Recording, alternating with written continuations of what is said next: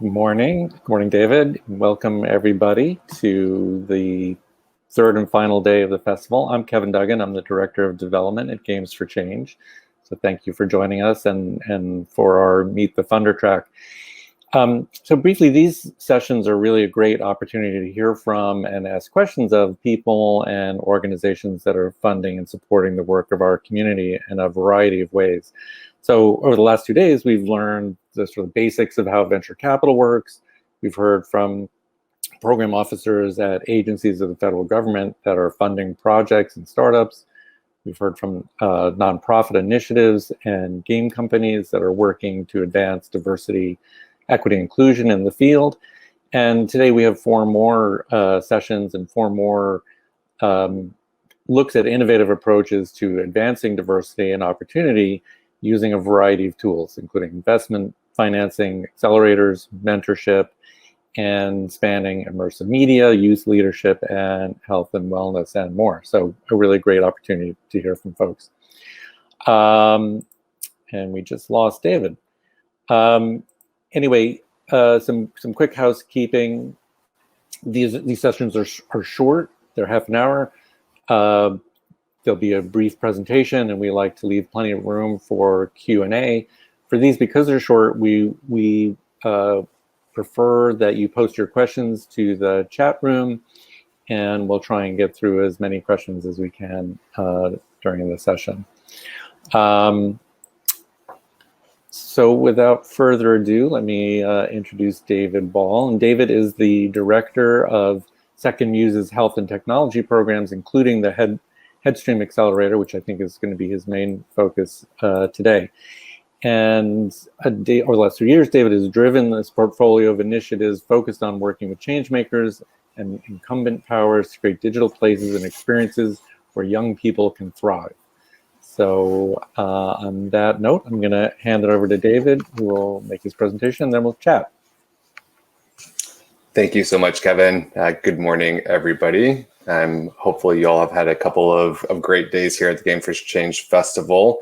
To Kevin and team, thank you all for having me here and for this opportunity to share a little bit more. It's a wonderful group of different types of funders and different types of innovators and speakers and researchers here. So it's a pleasure to be a part of that.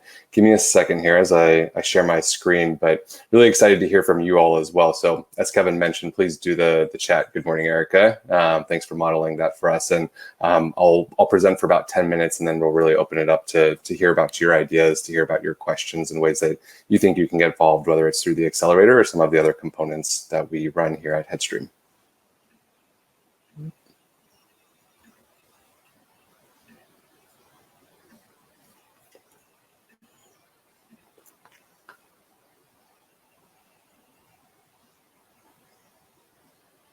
All right, so welcome again to the Headstream. We are an innovation accelerator and a program that's trying to build a thriving economy around the intersection of young people and technology. When we started 3 years ago, we really wanted to explore how young people were growing up and how that experience changed as social technology has become an integral part of that experience of growing up. There's 3 main changes that we identified that we wanted to figure out how we could build into digital places and digital experiences. One was meaningful connections and relationships. How could we go beyond surface level interactions and create those really deep interactions that are critical for transitioning from youth to adulthood? How could we create a space where learning, where young people could thrive, where they could search for their identities, where they could explore new topics? And how could we inevitably address the challenges that come up with growing up? Things like your first breakup, things like getting bullied or harassed or teased. Those are the types of coping skills and support networks that we really wanted to explore and find ways to build solutions for. When we started with an accelerator, and that accelerator was focused on bringing together a group of different types of entrepreneurs who could support this mission. We were particularly interested in entrepreneurs who are focusing on young people, and young people because of this intersection with the changes that happens as they're growing up, particularly with young people that weren't necessarily designed for at the forefront of big technologies and startups. So for us, that meant looking at Black, Indigenous, and Latinx youth of color, LGBTQIA, plus youth, and the intersectionality of these different identities. Our belief at Headstream is that if we're building for those communities, that the trickle-down effect will be will support the greater good for the larger communities as well. So keeping that in front of mind, we went out and we searched for a group of innovators that were working on different types of solutions. And these solutions range a broad kind of compilation of different sectors. Certainly solutions that are in the social technology realm, so platforms where people can connect, different types of anonymous social media apps and websites, as well as lots of different types of approaches to games. We have some folks that you probably might be familiar with, people that have presented at Games for Change in the past, like Vanessa Gill from Social Cipher, who's building a video game for neurodivergent youth. Folks like Maria from Gamer Safer, who's building a security platform to plug into different types of gaming platforms.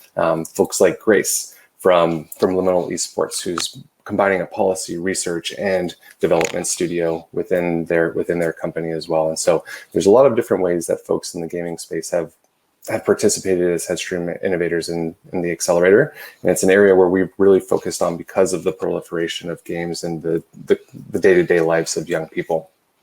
I'm gonna play a little video right now, and so give me a quick second here to share that. And this will give you a perspective of the types of innovators who are in our cohort.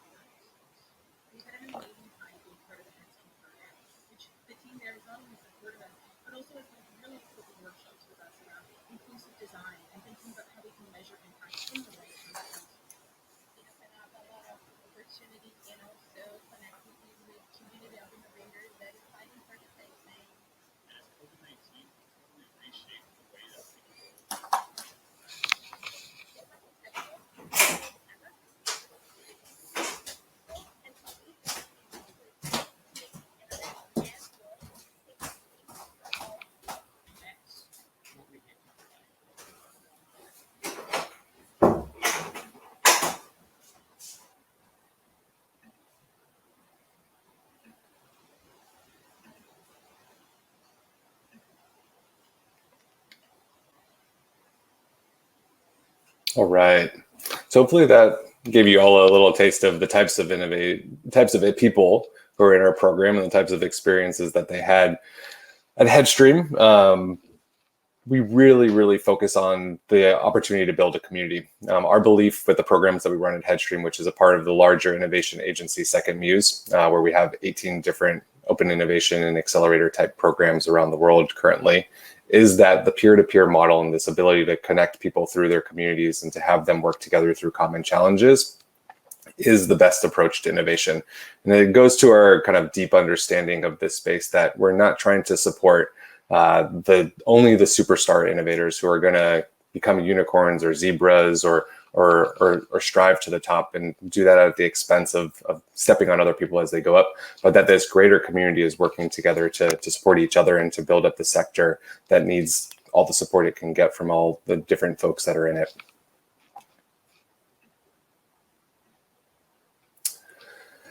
And we also care about impact, and that impact for many of you comes in the form of seeing your businesses succeed. And so over the last 2 years, we've run 2 cohorts of accelerators. We've supported 25 different entrepreneurs. Those entrepreneurs have reached over 2 million users over the course of these accelerators. They've raised over $16.5 million over the course of those accelerators.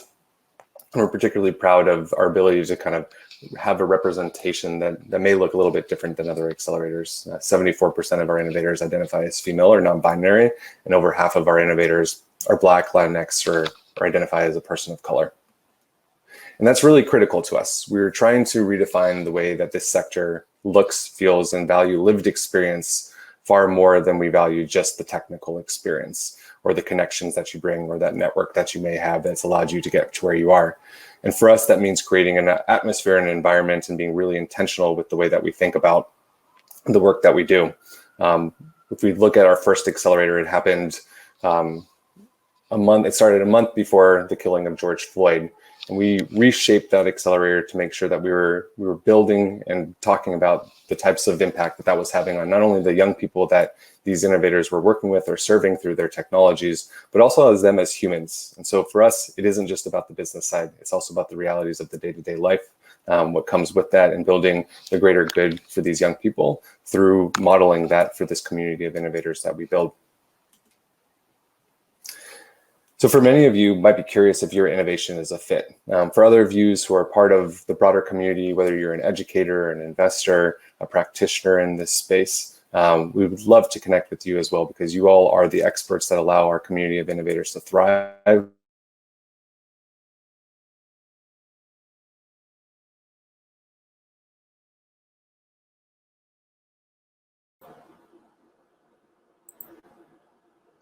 So I think we've lost David. David, I don't know if you can hear me, but you're frozen. So maybe you want to refresh. You can hear, but we can't hear or see you. So maybe try and refresh and come back on.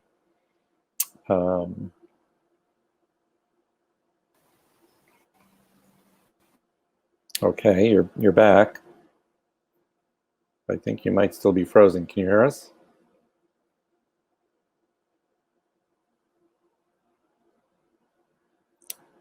So David, I think you're still frozen, but let's see if you can still can you access the chat and post there?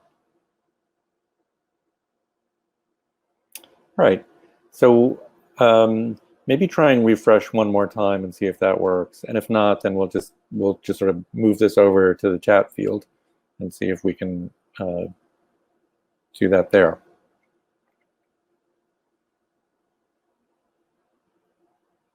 And thanks for your patience, everybody.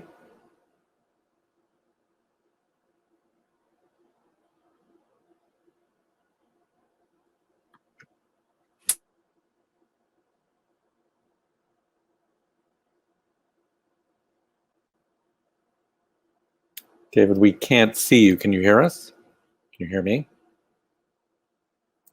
And we can't hear you either. Okay, so I'm not sure what's going on there, but maybe in the interest of time, we'll just move this over to chat. And David, so I'm not sure what was left in your presentation, so let me ask a couple of quick questions. So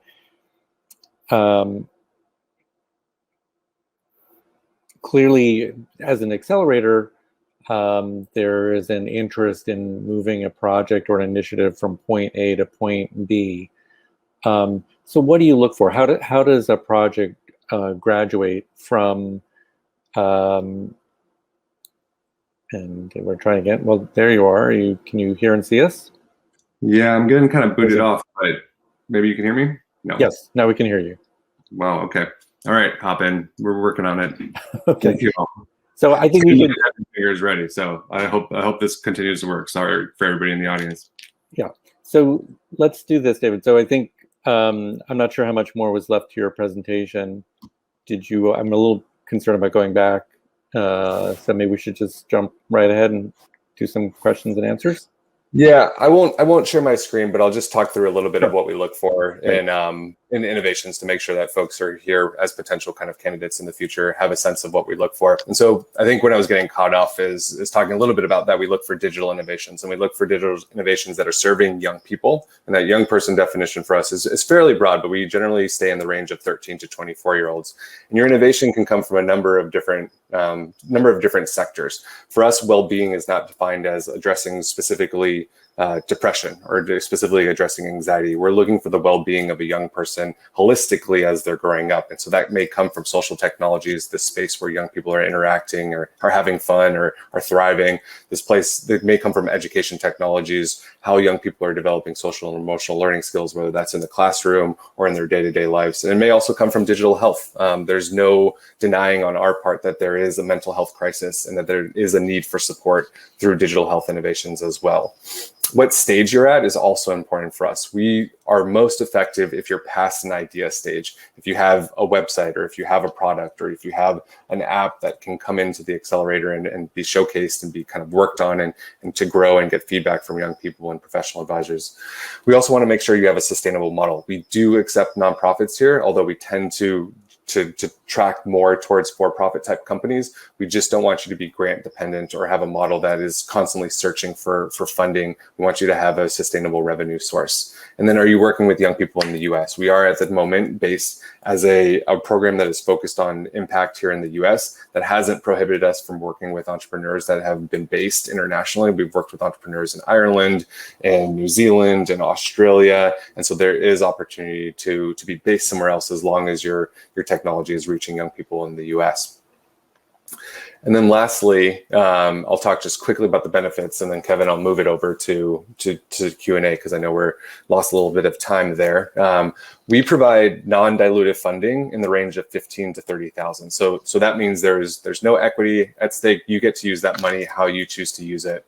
The curriculum is based on the 5-month accelerator program, and it's really built around understanding your impact pathway, how to think about inclusive design, funding, and then working with young people.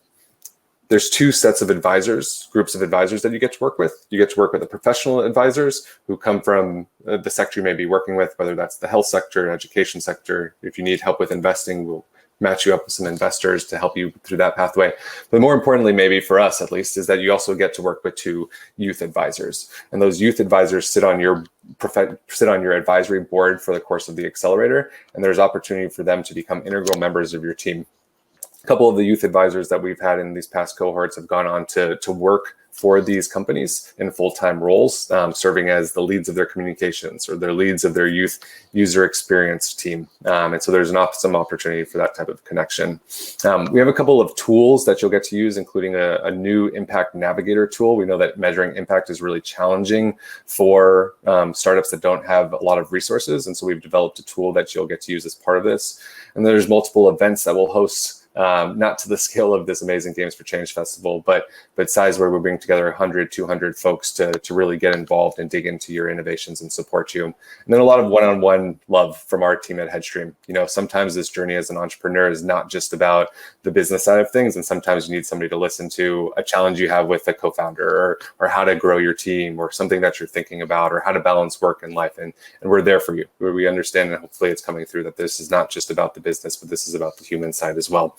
So our next accelerator is going to start at the beginning of next year. If you're interested, I'll put my email into the chat here, and you can reach out. And you can also go to our website to look for updates on that and to sign up for our newsletter, which will keep you up to date. But again, thanks again for listening and for providing some space for me to share about this initiative. We're incredibly enthusiastic about helping young people and doing it in a way that allows you all to thrive as well. So thanks so much for listening, and I'll turn it over to you, Kevin, for any questions. Great. Well, thank you so much. And yeah, it sounds like an amazing program that you're running. Yeah, so I have a couple of quick questions. You actually answered a few of them after our tech glitch there. But just talk a little bit about the percentage or how many people who come to you who apply to be part of the accelerator versus the numbers that you accept. Just get a sense of that ratio. Yeah, so we've had, that's a good question. We've had 2 cohorts and 2 cycles. The first cycle had about 100 applicants, and we accepted 15 of those. A little bit bigger cohort than we normally do, but we were in a learning phase then. The second cohort, we had about 120 applicants, and we accepted 10 of them, so a little under 10%. Right. And you know, I started to ask.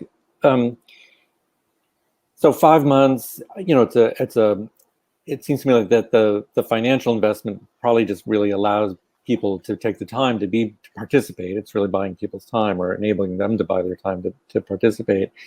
So what do you expect to happen at the end of those 5 months when someone graduates from the accelerator? Where do you want them to be in terms of the trajectory of their project or their business, or where would they most likely go next after your investment? So you're right. 15 to 30,000 isn't going to necessarily change the trajectory of your business, right? And that's part of our belief is that, and that's partly why it's non-dilutive, right? This is money that you get to choose how to spend, and sometimes that's to contract out a game developer to get that started. But that money is not going to change the trajectory of your business, and that's not our intention. Our intention is not to come in and only think about that angle. For each one of the innovators that come into our program, we sit down with you at the start and we identify your priority plan, and that priority plan is going to differentiate between all the different companies or participants in this accelerator. I'll name a couple just to kind of walk through what that looks like. For somebody like Liminal Esports, who some of you may be familiar with, if not, check them out. They came in really trying to understand what their business model was going to be. They have a game studio as well as kind of a side company that works a lot on policy and advisory. And so understanding how those two could complement each other in a way that would allow them to thrive as a business.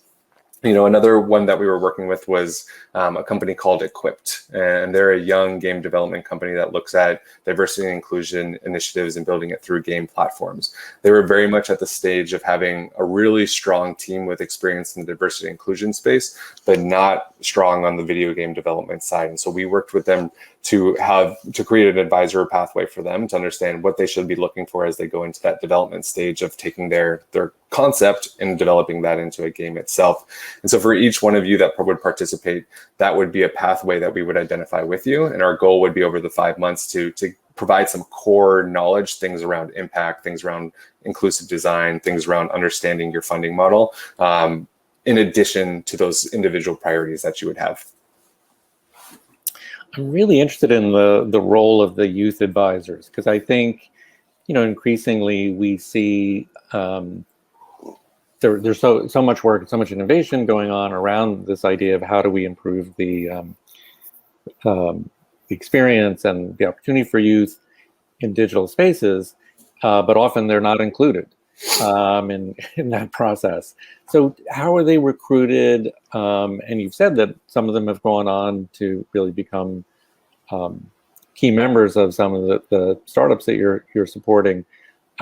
So how old are they? Where are you finding them, and how does that work?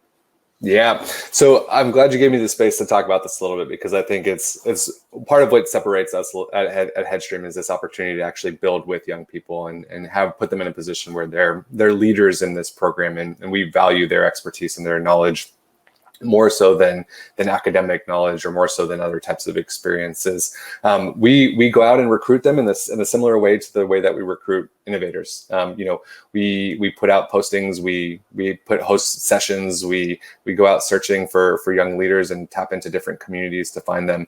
They are from all across the United States, representing all sorts of different backgrounds, identities, experiences that the young people are having in the United States right now. They're incredibly passionate about social technologies and about technology.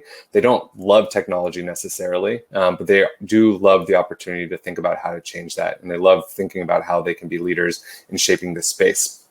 For us, our evolution working with young people started with a very, very small fellowship, and has grown to this program where we have about 250 young people in our community. Those young people, the majority of them participate in advisory roles like this one, where they support directly with innovators. But we also have a youth incubator. So if there's any young people in the audience, and you're an innovator, an entrepreneur with an idea, we've also created a space where you can go through an incubator similar to the accelerator, where you get some basic skills about how to start your company or how to take your innovation to the next level.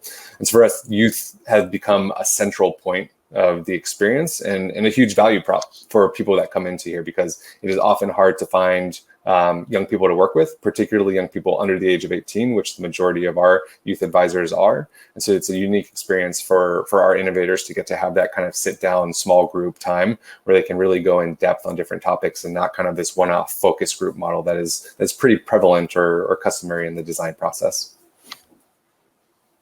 So I know people can probably learn about this by going to the website, and you touched on it a little bit in your presentation. But so again, how do people come to you? What do you look for? How do they present or make the best case for being accepted to the accelerator? Yeah, so we run one accelerator per year, and so there's a little bit of a gap right now between our next cycle. So in the meantime, I would definitely recommend going to our website, exploring. There's an opportunity to sign up for our newsletters and different types of communications that go out. You're welcome to send me an email, and I can connect you with somebody on our team, or we can jump on a quick call to chat as well.